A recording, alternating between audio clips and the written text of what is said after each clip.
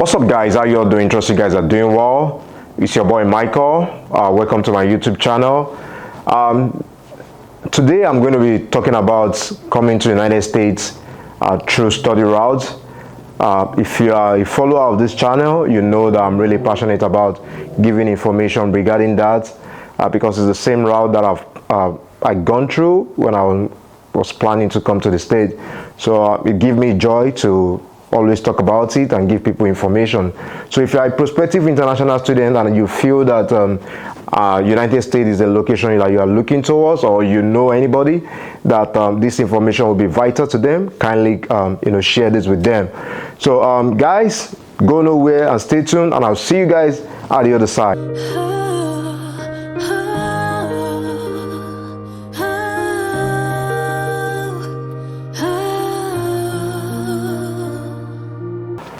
Welcome back, guys. If this is your first time coming across the channel, please do well to subscribe to the channel. If you're an existing subscriber, I want to say thank you for subscribing to the channel, and your support is really going a long way to help me to create more content, and I want to say I appreciate everything. So let's get straight to the business. Coming to United States through education route or to study route. As a prospective international student, there are things that you need to do before landing here. So I'm going to be highlighting them one after the other. And number one is get your transcript ready. For an international student or for anyone who is trying to apply to school, you have to make sure that you have your own transcript. During my own time, I didn't have my transcripts with me, and I know the stress that it cost me. So I want you guys to avoid the stress. So it is always better to have your transcript. If you're applying to undergrad or even a grad school, you can have a copy with you, like a soft copy that you can use in applying to school. And I'm sure when you get the admission, if the school need you to send in the original one from your school in your home country, then you can do that. But it's always essential for you to have a copy with you.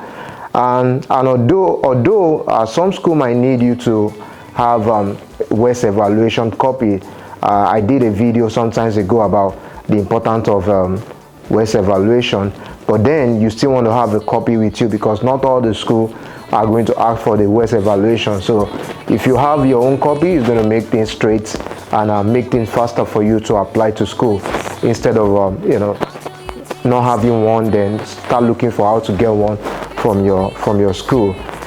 So that's the number one thing. So the number two is going to be make adequate research about the school. You want to look at the acceptance rate, the graduating ratio of people who are graduating from the school, and also how affordable is the school for you. In my previous video, I spoke about international students being able to work 20 hours in campus. United States has not gotten to the stage where international students can actually work outside of campus. So you have to bear it in mind as an international student, you are only able to work 20 hours in the school premises. So you want to look at school that is affordable. I know some people who got admitted into university or college here and they could not finish their program. They have to transfer to another affordable school. So to avoid transferring, it is always better that you make adequate research about the school. Is this something you can afford? Is it something that after 2 semesters you still be fine paying the bills? Those are the things that you need to consider. It's not just about getting admission and landing here. There are other factors that is going to contribute to your graduation, the environment, the tuition payment. Those are the things that's going to contribute. So from the onset or from the beginning, you want to make sure that you do adequate research about the school. And for some people who want to kind of have a sense of belonging while in college, or you also want to look at the acceptance of international students, maybe from Asia, maybe from Africa, maybe from Europe. You want to look at that before you apply to this school, so that you want to know if it's a good fit for you or not, or you still want to search for more school. So take note of that. Number 2 is very, very important. So my number 3 point is going to be apply and submit your application. If you have gone through the number 1 step, which is having a transcript copy with you, making research about the school, now if you are satisfied, then the number 3 is going to be applying and submitting your application. And I'll say this varies based on schools. I know some school is going to ask you for, as an international student, to write IELTS, which is an English proficiency test. I know some school can waive that for you. So it all depends on the school.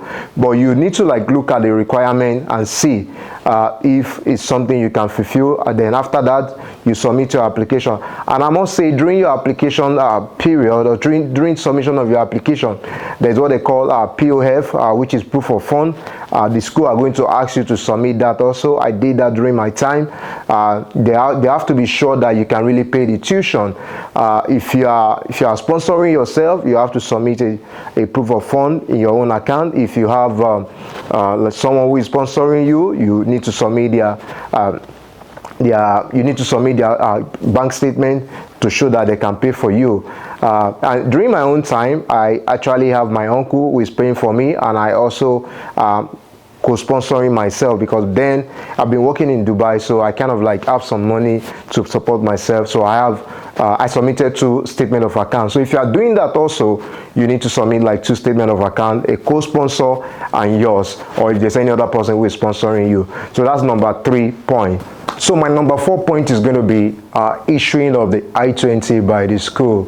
And the only way you can move to this 4th point is if you are successful in the number 3, which is your the application. If you submit it and the school are able to give you admission, they are going to issue you what is called I-20. I know in United Kingdom it's called CAS, but here in America it's called I-20. There is a unique number on the I-20 to every student. That unique number, you need to use it to pay what is called service fee. Service fee is what is required of every international student coming to the United States to pay. As at the time of recording this content, it was $350.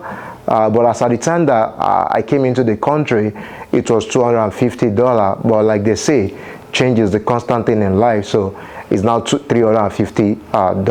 So before you can apply for your visa, you need to pay for that.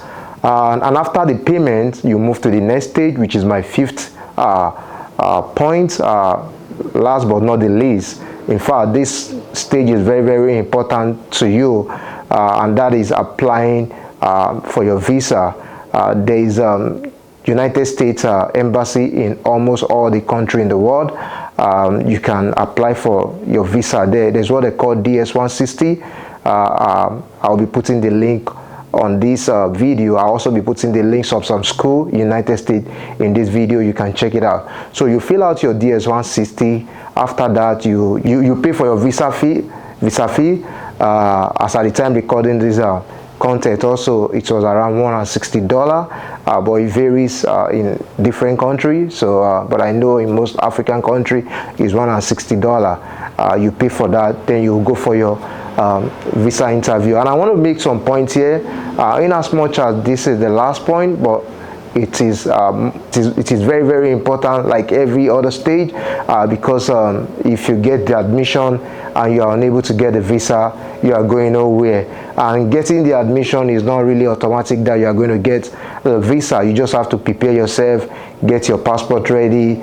In fact, I will advise you that during your during your process of applying to school, your passport should be ready. You have it ready. I've seen many people who contact me and say, hey, Michael, we want to further our education in US, and I ask them for do you have a passport? And they say they don't have a passport. So you want to get such thing ready, because it's very, very important. So you go for after filling your DS160, you pay for your visa fee, you schedule your interview dates, and you go for your interview. the local embassy in your country, the U.S. embassy in your country. Some of the things that you have to hold is the proof of fund. You still have to prove to the embassy that you can really pay for your tuition. So you want to have that. It's called statement of account of your sponsor or your co-sponsor. You also want to have your I-20. They are going to ask for your service fee also. So you want to print out the slips, to present to them if they ask for it. Just go there and be yourself and be prepared.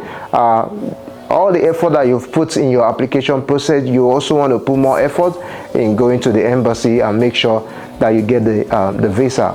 One of these days I'm going to do a video or a content about applying for American visa and share my own view about it.